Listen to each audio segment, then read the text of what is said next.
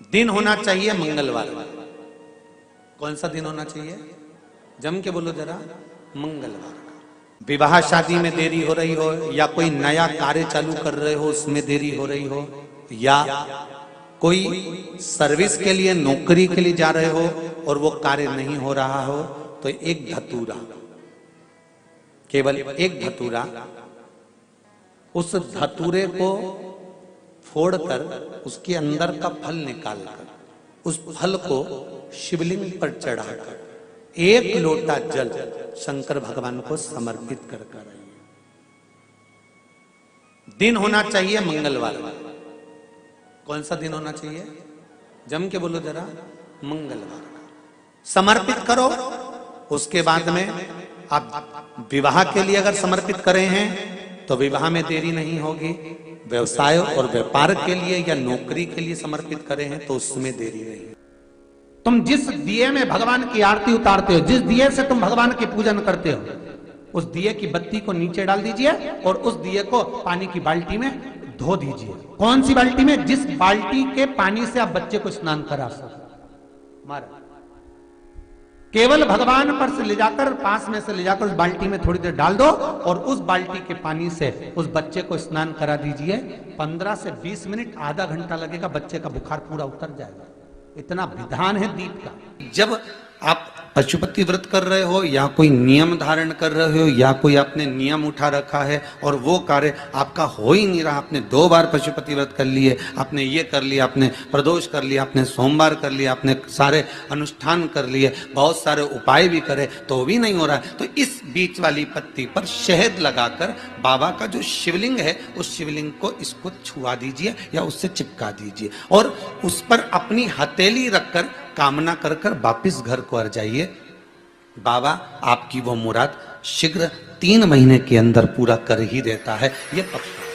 तो 3 नियम अपनी जिंदगी में धारण कर लें। अगर ठेला लगा रहे हैं रोड पर, अगर आपके पास में कोई व्यापार नहीं, कोई दुकान नहीं, कोई सर्विस नहीं, कोई नौकरी नहीं, 3 नियम जिंदगी में। पहला, एक बार जिंदगी में पशुपति व्रत अवश्य करो। दूसरा, प्रत्येक प्रदोष एक शंकर जी के मंदिर में दिया और एक अपने घर के दरवाजे पर दिया अवश्य लगाओ, प्रत्येक प्रदोष।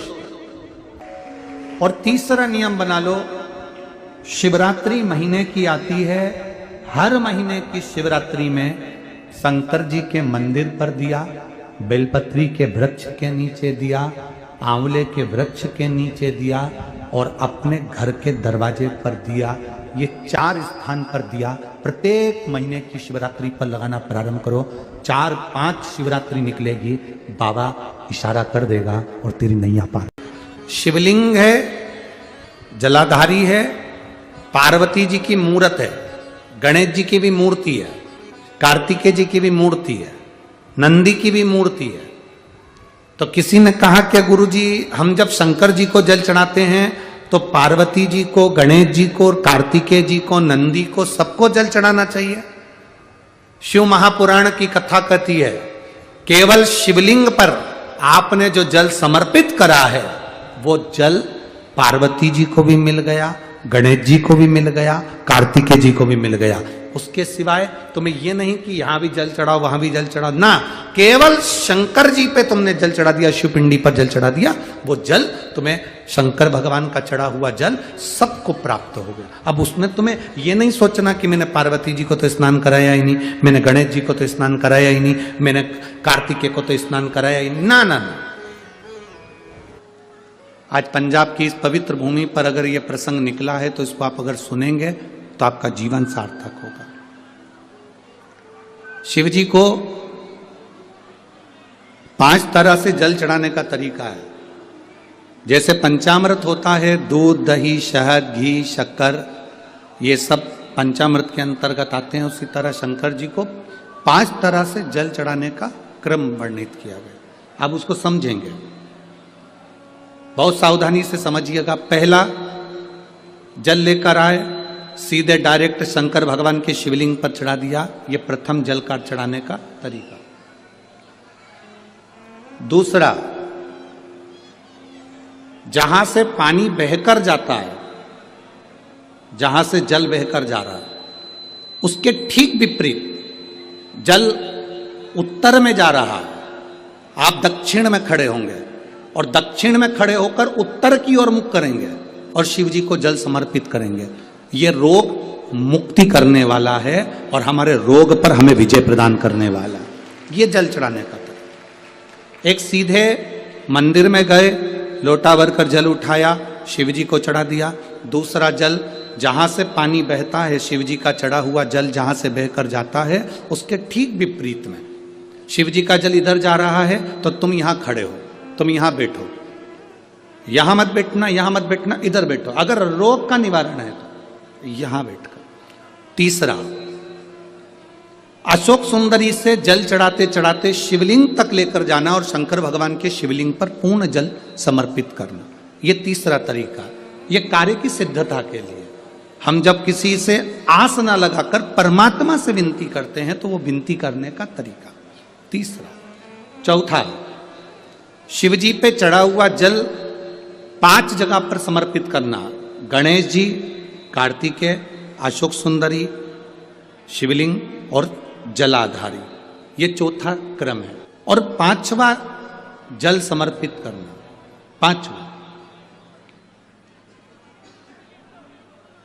5वें नंबर का जल।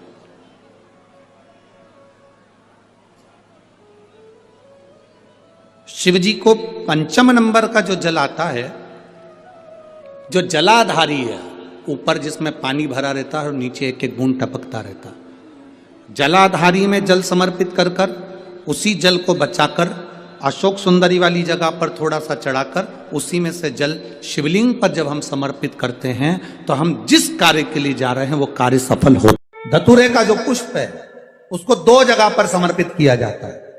अशोक सुंदरी के स्थान पर जो खिला हुआ भाग है उसको इस तरह से रखते हैं कि शिवलिंग की ओर उसका खिला भाग जाए, और डंडी का भाग इधर गणेश जी, कार्तिकेय जी और 33 कोटि जो देवी देवता हैं उस ओर उसका भाग जाए। एक दूसरा, शिवलिंग पर जब हम धतूरे का पुष्प समर्पित करते हैं तो उस फूल का खिला हुआ जो भाग होता है उसका मुख हमारी ओर होना चाहिए।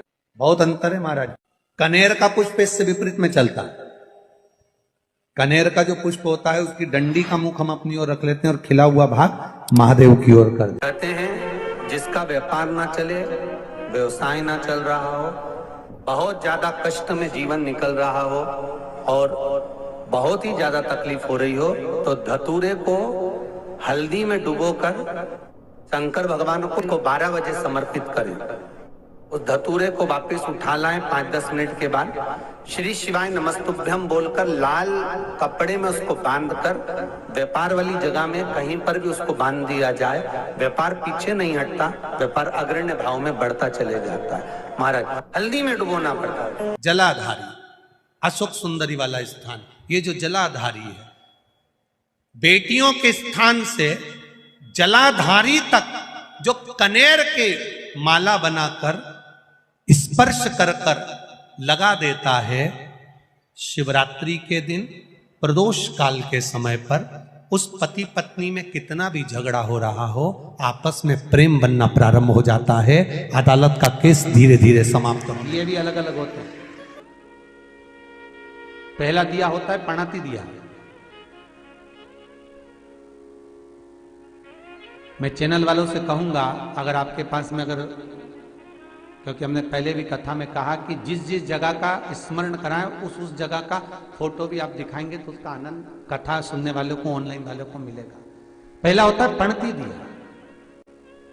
ये पणती दिया मट्टी का दीप, जिस दीप के अग्रभाग को थोड़ा सा बड़ा कर दिया जाता है, उसको पणती दिया कहते हैं। ये पणती दिया जब भी भगवान के सामने लगाया जाता है तो इस दिए को सम्मुख में जब रखा जाता है तो दिए का जो लौकी मुख होता है वो अपनी ओर होना चाहिए। पणती दिए की जो लो है, बाती है, उसका मुख अपनी ओर होना चाहिए। विष्णु पुराण कहती है अगर इस दिए की बाती भगवान की ओर रहती है तो हमें तपन की अनुभूति होती है, पर इस दिए की बाती जब हमारी ओर होती है तो हमारे शरीर में कोई बड़ी बीमारी आने वाली होती है तो वो कट जाती है, हमारा पड़ती है। विष्णु पुराण में दूसरा दीप कहा गया है निरंजन दीप। विष्णु पुराण में दूसरे दीप का वर्णन निरंजन दीप। जिस निरंजन दीप में महाराज आपने देखा होगा डमरू जैसी आकृति होती है। अगर चैनल पे कथा देख रहे होगे तो इनके पास में अगर होगा तो अवश्य दिखाएंगे। निरंजन, इस निरंजन दीप में डमरू की आकृति होती है, रखने का भाग और ऊपर का भाग इस तरह से, और ऊपर उसमें दिए लगाए के लिए बाती का स्थान रहता है। किसी किसी में 5 कंगूरे होते हैं, किसी किसी में 6 कंगूरे होते हैं। इसको निरंजन दीप कहते हैं। महाराज विष्णु पुराण के 5वें अंश में लिखा गया निरंजन दीप भगवान के सम्मुख में राइट भाग में लगाया जाता है। भगवान का जो स्थान होता है, भगवान का जो मंदिर होता है, तो भगवान का राइट, आपका होगा लेफ्ट, क्योंकि आप भगवान के सामने बैठोगे तो भगवान का राइट, आपका लेफ्ट। तो आप जब लगाएंगे तो आप लेफ्ट में लगाएंगे, आपका लेफ्ट होगा और भगवान का वो भाग राइट कहलाएगा। तो भगवान के सीधे हाथ की ओर लगता है। माना निरंजन, निरंजन दीप कभी भी तेल का नहीं लगता। माना निरंजन दीप कभी भी तेल का नहीं लगेगा। हाँ, ये हो सकता है कि बटी निरंजन जो दीप होता है उसमें तेल डाल सकते हैं। बटी निरंजन दीप जो होता है उसमें कंगूरे नहीं होते। बटी निरंजन दीप केवल गोल होगा, ऊपर से डमरू जैसी आकृति होगी, डमरू जैसा होता है, ऊपर से उसमें कहीं कंगूरे नहीं होते। महाराज अगर आप चैनल पे देख रहे होंगे तो बटी निरंजन दीप का भी वर्णन आपको दिखाया जा रहा होगा। बटी निरंजन जो दीप होता है वो केवल डमरू की आकृति में होता है, उसमें कोई कंगूरे नहीं होते। पर निरंजन जो दीप होता है उसमें कंगूरे होते हैं। तो जो निरंजन दीप होता है उसमें कभी तेल नहीं डाला जाता। निरंजन दीप को हमेशा घृत से ही लगाया जाता है। पर बटी निरंजन जो दीप होता है उसमें आप तेल डाल सकते हैं। बटी निरंजन दीप जो लगाएंगे वो तेल का लगा सकते हैं, पर निरंजन में कभी तेल नहीं डाला जाता। क्यों नहीं डालते? विष्णु पुराण कहती है निरंजन दीप के अंदर अगर तेल की बाती लगाकर लगाया जाता है तो 1 रुपया कमाते हैं, 1.25 रुपये खर्च होगा। घर में 10 लोग भी कमा कर लाएंगे तो पैसा नहीं दिखेगा, घर में रुपया टिकता नहीं है। अर्थात निरंजन दीप में आप तेल की बाती लगा रहे हो, ये सिद्ध हो चुका है। और महाराज बटी निरंजन जो दीप होता है उसके अंदर आप तेल डालकर जला सकते हो। बटी निरंजन जो दीप होता है ये आप किसी भी स्थान पर लगाओगे, सबसे पहले पितृ इससे भाग ग्रहण करते हैं, देवता को देते हैं, देवता उससे भाग ग्रहण कर कर कुबेर को प्रदान करते हैं, कुबेर उससे भाग लेकर शिव को प्रदान करता है। भगवान शंकर बटू भैरव को कहकर घर का उद्धार करते, इसीलिए उसको कहते बटी निरंजन। इसमें कंगूरे नहीं होते। महाराज बटी एक कुबेर निरंजन भी होता है, दिए में स्टैंड होता है, पकड़ने की जगह होती है, आगे उसमें चोंच लगी रहती है, उसको कुबेर निरंजन दीप कहते हैं। कुबेर निरंजन दीप महाराज जब भी जलाया जाता है, इस तरह का दिया अगर किसी के घर में हो कुबेर निरंजन, जिसमें स्टैंड होता है, ऊपर होता है, थोड़ा लंबा होता है, आगे लंबाई निकली रहती है। कुबेर निरंजन टीवी पर आप दर्शन कर रहे होंगे तो कुबेर निरंजन जो दीप होता है उसमें आगे भाग लंबा रहता है और पकड़ने का स्थान होता है। तो कुबेर निरंजन दीप घी का लगाओ चाहे तेल का लगाओ, उसमें लौंग या काली मिर्च, काली तिल या चावल, पूजन वाली जगह में जो चावल रखे उसका 2 दाना चावल का या फूल की पत्ती, कुछ भी उस कुबेर निरंजन